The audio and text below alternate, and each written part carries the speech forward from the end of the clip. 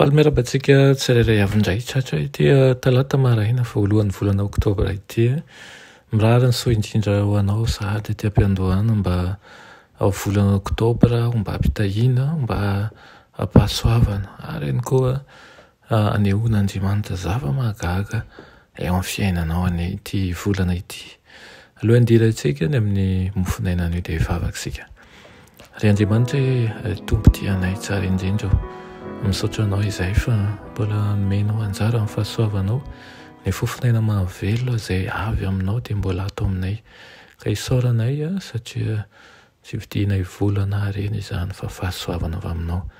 Andray ny teninao izay ankehitriny mangataka aminao mba mela amin'ny fahatsoana sy ny elika rehetra ka ilay fahasoavanao ny hanamboatra anay hanala izay tsy avy aminao fa aoka ny tsara indrindra aminao hatrany ho azonay aminaran'i Jesosy. Amen.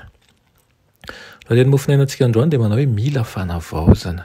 Nalaina amin'ny Romanina toko 9:22 sy 7:20 manao hoe fa ankehitriny rehefa natao afaka tamin'ny ota ianareo ka efa tonga mpanompon'Andriamanitra dia manana ny vokatrareo amin'ny fahamasinana ary ny farany dia fiainana mandrakizay.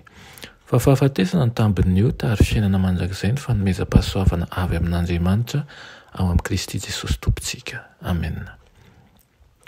Tsapan'i Paoly fa tsy maintsy ankatoavina ny fitakihana an'Andriamanitra ary ilaina ny fitsaharany.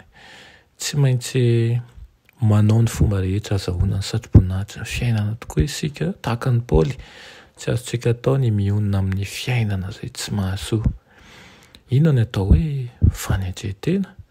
Ilay fahatsapana ho melika sy tsy mendrika izay mitarika ao amin'ny fibebahana. Kanefa tsy maintsy ahazontsika antoka aloha fa ratsy tokoa ny aretina anankiray vao mitady fanasitranana isika.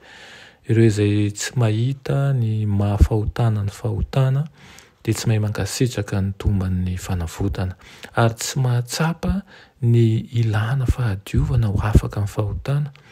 Mampitany tenana amin'ny tenany sy amin'ny mpanota tahaka azy izy fa tsy mibanjina ny fahamasinana sy ny fahadiovan'i Kristy.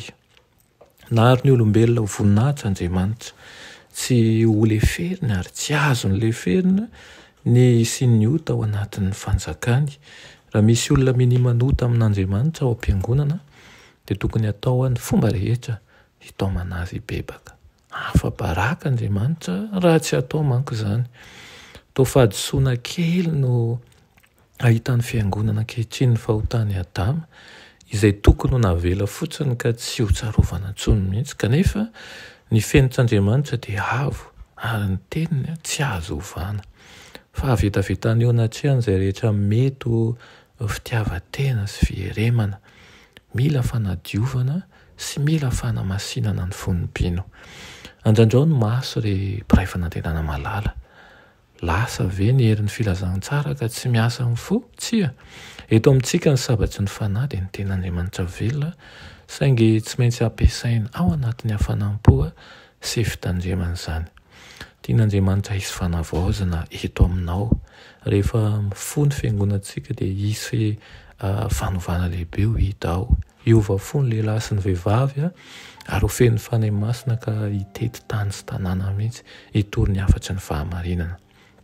Hitory ny afatry ny fahamarinana tsy tsotra izao fa amin'ny fofeny fitiavana dia hamonjy ny fanahy ary hanokafany ny baibolitsika ka ampisehoany tenin'Andriamanitra izay manafaka antsika tsirairay avy. Irina mba ho tonga aminao izany teny izany mba ho amin'ny fanavaozana marina tokoa ny isika mba ahafahantsika mandray ny hery rehetra avy amin'Andriamanitra. Amen. Ianay tsara andrizindanitra mbola velom-pisaoranao izahay ny amin'izany teninao izany.